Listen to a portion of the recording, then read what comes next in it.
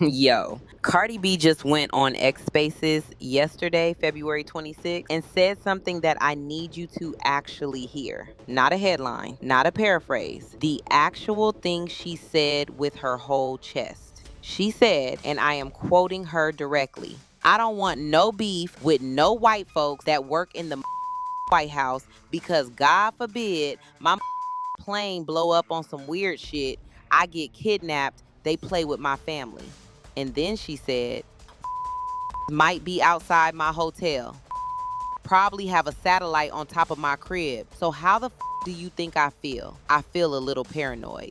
Cardi B, paranoid about the government watching her, following her outside her hotel. This is not a drill. This is not a joke. This is a woman who has been in a running battle with Trump world for the past 2 weeks, and she is telling us in her own words that it has genuinely scared her. And when you hear the full timeline of how we got here, you are going to understand exactly why. Let's break this down from the beginning. We have to go back to February 11th, opening night of the Little Miss Drama Tour, Palm Desert, California. Cardi asked the crowd if there were any Mexicans or Guatemalans in the building. When the crowd cheered, she made a promise. Bitch, if ICE comes in here, we gon' jump they asses. I got some bear mace in the back. They ain't taking my fans, bitch. The crowd went absolutely crazy. It was a concert moment. It was Cardi being Cardi, loud, unfiltered, protective of her people, and completely unbothered. But here's the thing about saying that in 2026. The Department of Homeland Security was not going to let that slide. Their official account fired back at Cardi on X. As long as she doesn't drug and rob our agents, we'll consider that an improvement over her past behavior. A United States government agency with the official seal going after a rapper on social media, dragging up her past from over a decade ago to publicly embarrass her. And what did Cardi do? She did not apologize. She did not go quiet.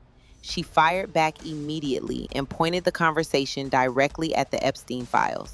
If we talking about drugs, let's talk about Epstein and friends drugging underage girls to rape them. Why y'all don't want to talk about the Epstein files?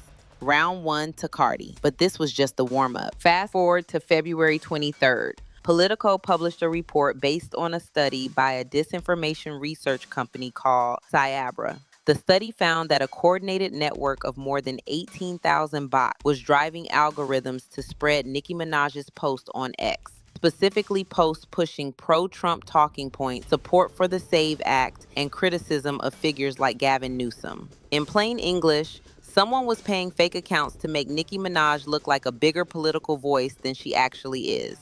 Now here's where Cardi gets pulled into it. Trump advisor Alex Brucewitz, who is also a personal friend of Nicki Minaj, immediately went on X claiming the Politico journalist should have disclosed that Cardi B's agent Mike G is an investor in Cyabra, suggesting the whole report was basically a hit job against Nicki funded through Cardi's camp. Cardi woke up that morning with her name in a political bot conspiracy before she even had coffee on a tour day. She clapped back hard and fast. She pointed out that Cyabra has dozens of investors and clients, including Elon Musk, Pepsi, and Mike Pompeo himself, who sits on their board of advisors, and that her agent's involvement had absolutely nothing to do with her. The back and forth went on for hours, from 9 in the morning to past 4 in the afternoon. Their exchanges received millions of views.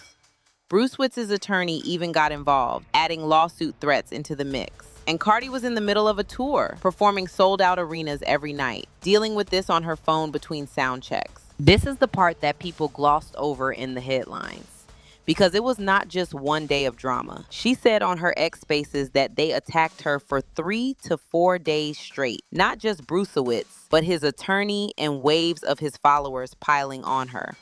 And then she said something that really shows you where her head is at right now. I never even heard of this man. I don't even know this man. Mind you, these are the people that work in the White House. I might be a celebrity, but at the end of the day, I'm just a regular, degular bitch from the Bronx.